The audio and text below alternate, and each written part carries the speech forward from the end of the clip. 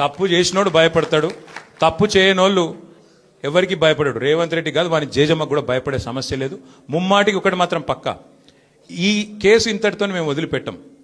నా క్యారెక్టర్ అసాసినేషన్కి బాధ్యులైన రేవంత్ రెడ్డిని ఆయన తొత్తులుగా పనిచేస్తున్న పోలీసులు కొంతమంది, అందరినీ కాదు, కొంతమంది పోలీసులు ఎవరైతున్నారో ఆయన తొత్తులుగా, ఆయన అడుగులకు మడుగులతో పనిచేస్తున్నారో వాళ్ళని నేను కూడా వదిలిపెట్టను. ఎందుకు వదిలిపెట్టను? ఎందుకంటే నా వ్యక్తిత్వం హననం చేస్తూ ఉన్నారు. లేని లింకులు అంటగట్టి, లేని రంకులు అంటగట్టి, నాకు ఇష్టం ఉన్నట్టు ఎవరెవరో యాక్టర్లకు లింకులు పెట్టి చిల్లర రాజకీయం ఏదైతే చేస్తున్నారో ఈ విషయంలో నేను మాత్రం వదిలిపెట్టను.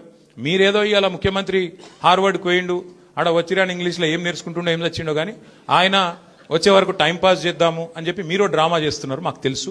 ధారావాహికలాగా నడుపుతా ఉన్నారు, మాకేం ఇబ్బంది లేదు. మీరు ఎన్నిసార్లు పిలిచినా వస్తాం, ఎందుకంటే చట్టాన్ని గౌరవించే పౌరులం, తప్పకుండా వస్తాం. మేము తప్పు చేయలేదన్న మాటనే చెప్తాము.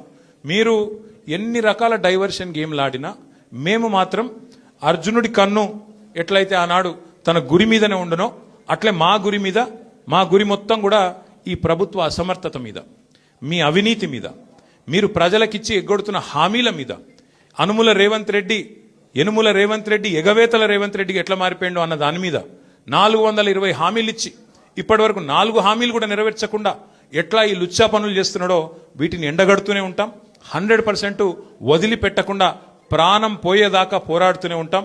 ఎవరికి భయపడకుండా, ఎవరికి తలవంచకుండా నిఖార్సైన తెలంగాణ బిడ్డలుగా, కేసీఆర్ గారి సైనికులుగా, కేసీఆర్ గారిని తిరిగి ముఖ్యమంత్రి చేసేదాకా మేమందరం కలిసికట్టుగా పనిచేస్తూ ఉంటామని చెప్పి